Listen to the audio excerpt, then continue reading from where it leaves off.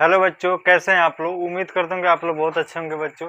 आज हम क्लास 10 के कुछ इंपॉर्टेंट क्वेश्चन है बच्चों, अनसॉल्व के, उसको हम सॉल्व करेंगे। देखिएगा, यहाँ पे स्क्रीन पे एक क्वेश्चन दिख रहा है कि एक लंबवृत्तीय शंकु की ऊंचाई तथा आधार का व्यास क्रमशः 48 सेंटीमीटर और 28 सेंटीमीटर है।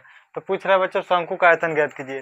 ठीक है, हमने डायग्राम पहले बना रखा है ताकि वीडियो लॉन्ग ना होने पाए, इसलिए हमने बना रखा है इसको। ठीक है, अब देखिएगा बच्चों, यहाँ पे पढ़िएगा।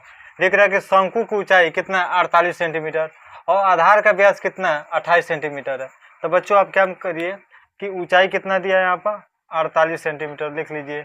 व्यास कितना दिया बच्चों, 28 सेंटीमीटर दिया है। ठीक है, आपको पता है कि डी का मान कितना दिया है, 28 सेंटीमीटर।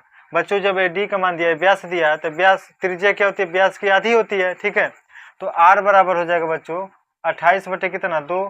तो इसको काटिए तो आ जाएगा बच्चों 14 सेंटीमीटर। ठीक है, एच का मान देखिए कितना दिया है, एच का मान दिया बच्चों 48 सेंटीमीटर। तो पूछा है शंकु का आयतन, तो लिखेंगे शंकु का आयतन।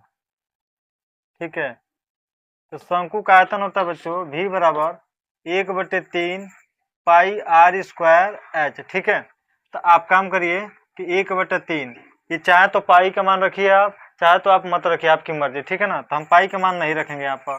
ठीक है, आर का मान कितना है बच्चों, 14 का स्क्वायर यानी 14 गुणे 14, और एच का मान कितना दिया यहाँ पर 48।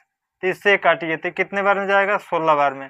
जब बच्चों इसको टोटल कैलकुलेशन करोगे तो ये मान आ जाएगा सेंटीमीटर क्यू होगा। ठीक है, इस तरह से बच्चों ये आपका क्या हो जाएगा, राइट आंसर हो जाएंगे। ठीक है ना, ये प्रश्न बच्चों 2025 में, ठीक है, 2 नंबर में पूछा गया है। ठीक है ना, तो ऐसे प्रश्नों को बच्चों आप पेपर में पढ़ के जाइएगा।